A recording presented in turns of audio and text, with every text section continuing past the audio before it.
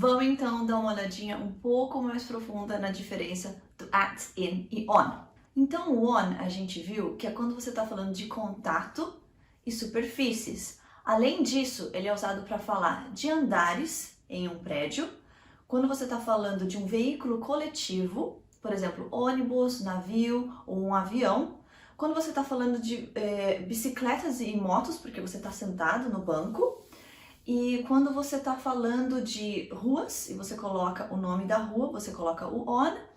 Fazenda, a gente fala on também. E quando a gente está falando de tela do celular ou do computador, a gente também usa o on. Por exemplo, o meu apartamento é no segundo andar. My flat is on the second floor. Ou a rua fica na Oxford Street.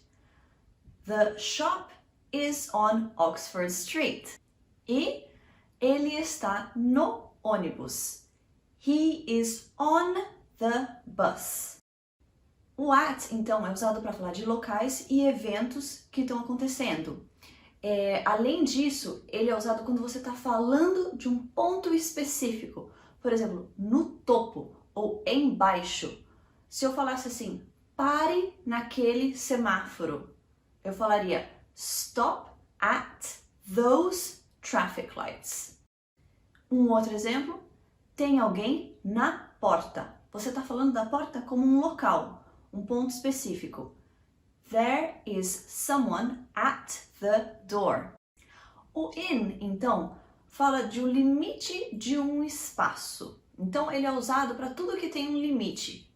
Se você está falando de um cômodo, você sempre vai usar o in. Quando você está falando de países, estados, cidades, você usa o in porque você está delimitando aquele espaço. Quando a gente fala de veículos que são tipo carro, a gente usa o in, como carro ou um caminhão.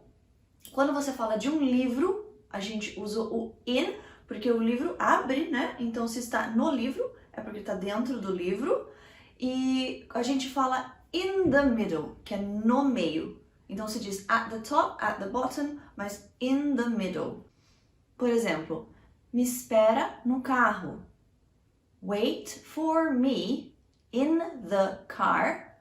Ou quantas páginas tem nesse livro? How many pages are there in this book? Então, a diferença um pouco mais específica seria essa.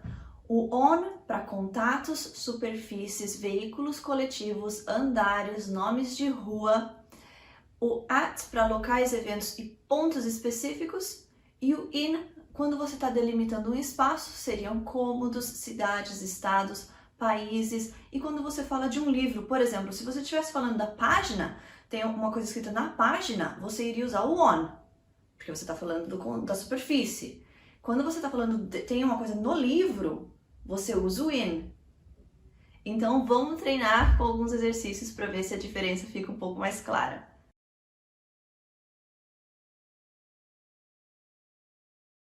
Eu esqueci o meu celular no táxi.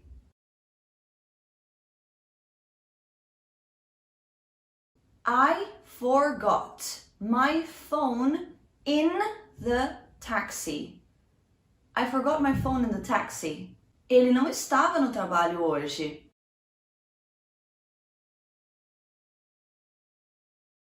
He wasn't at work today. He wasn't at work today.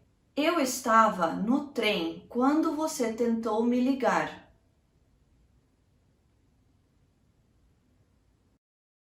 I was on the train when you tried to call me.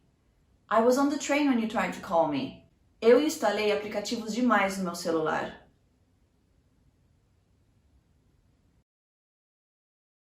I installed too many apps on my phone. I installed too many apps on my phone. Coloca no meio do cômodo. Put it in the middle of the room. Put it in the middle of the room.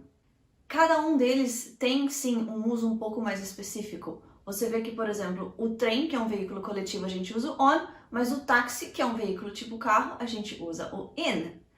Não tem como você acertar isso sem você praticar. Por mais que você saiba a teoria na sua cabeça, na hora de falar você tem que fazer uma escolha rápida para você poder decidir qual preposição certa que você vai usar.